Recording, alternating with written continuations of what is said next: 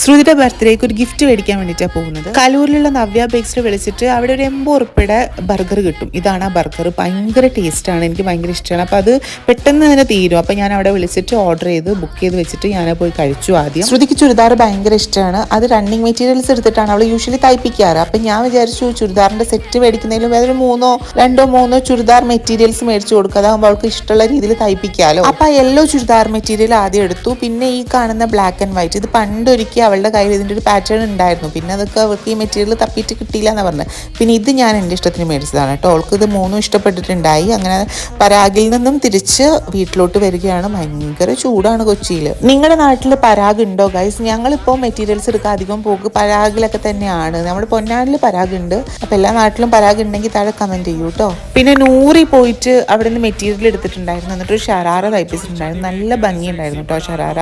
അവളൊരു കല്യാണത്തിന് വേണ്ടി തയ്പ്പിച്ചതായിരുന്നു.